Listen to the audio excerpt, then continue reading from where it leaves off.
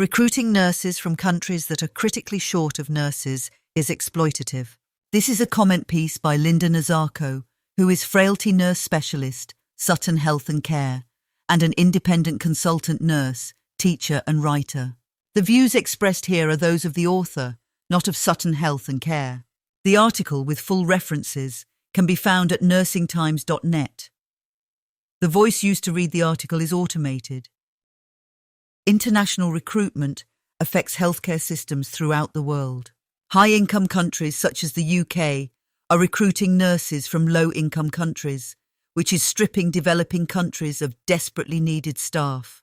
In response to this, the World Health Organization has created a red list of 55 countries that are critically short of healthcare workers.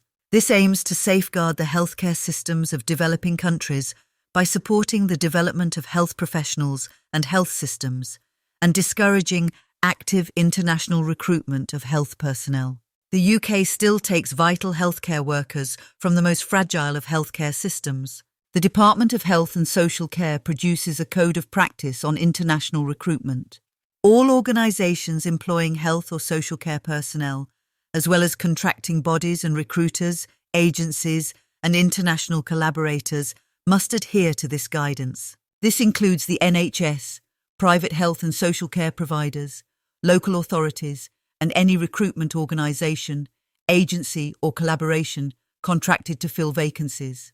However, implementation of the Department of Health and Social Care's Code of Practice is an abysmal failure that shamefully exploits developing countries. The UK still takes vital healthcare workers from the most fragile of healthcare systems. The latest statistics show that nearly half of new entrants to the nursing register trained overseas.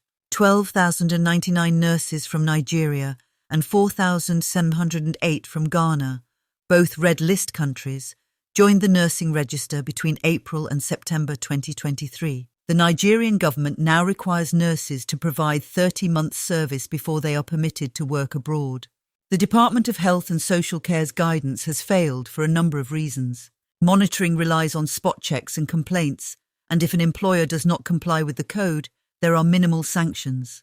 Although active recruitment of nurses from red list countries is not permitted, nurses can apply from their home country provided agencies are not used.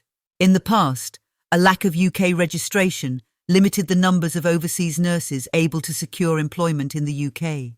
The Health and Care Visa was introduced in 2020 and enabled healthcare workers to work in the UK. In the year up to June 2023, 121,290 visas were granted. This was partly driven by the decision to open the visa up to social care workers. International recruitment reduces UK workforce pressures. This keeps nursing wages artificially low. Normally, when there is a shortage of applicants for a certain type of job, wages rise. Reduced workforce pressures also lessen the pressure on government to address the reduction in UK applicants to nursing courses. Ruth May, former Chief Nursing Officer for England, recently stated that NHS recruitment pressures had eased and it was time to focus on increasing the number of British nurses and retaining existing staff. However, she acknowledged difficulties in recruiting domestic student nurses. Recruiting nurses from countries that are critically short of nurses is exploitative.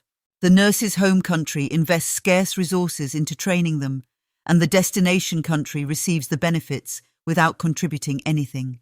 If large numbers of the nursing workforce are internationally recruited, it may also be difficult to provide culturally sensitive care to the native population. It is vital that NHS and health and social care employers act ethically, and that the government supports the nursing workforce in providing effective care. This means we need to replace the Department of Health and Social Care's Code of Practice with legislation. We also need to look again at how to recruit and support student nurses. An apprenticeship model that provides a wage and does not impose tuition fees would be ideal. The usual government response is that the UK cannot afford such things, but government can always afford that which it truly believes in. We cannot afford to carry on as we are now. Thank you for listening.